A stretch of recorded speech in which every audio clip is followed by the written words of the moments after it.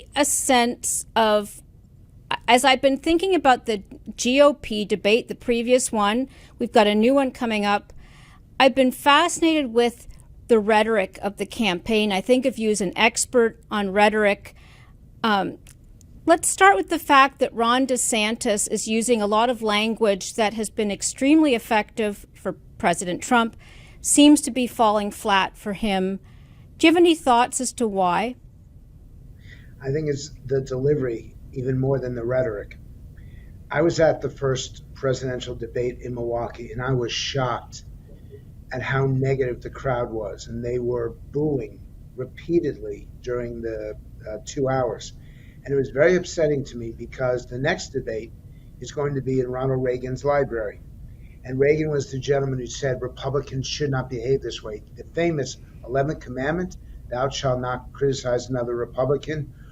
Well, it's clearly that Donald Trump doesn't understand that commandment, and maybe Governor DeSantis doesn't either. The words that he uses are quite good. And if you close your eyes and just hear the words, I think that they're within the mainstream of the Republican Party. It's just how they're delivered that was problematic. And I'm watching it, and I'm thinking, this will read really well in the newspaper, but in watching him, it reminds me of someone running for class president of their junior high school. And the other thing is that he's been really criticized throughout the Republican Party for attempting to weaponize woke. And some of it is demonstrated by his war against Disney.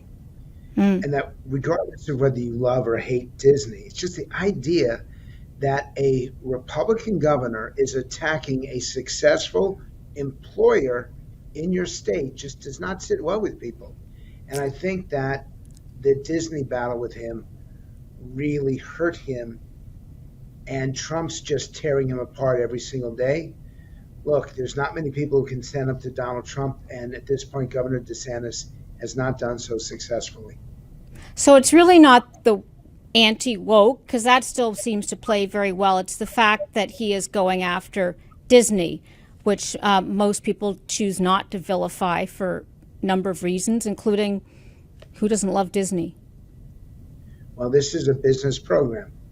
And in the end, the public, the people involved in the economy, really don't want politicians picking winners and losers, choosing you're good and you're bad. And they don't want the Democrats to do it. They don't want anyone to do it. This is a nonpartisan approach. And Ron DeSantis declared war on Disney. And frankly, to me, it looks like Disney has won, because in the end,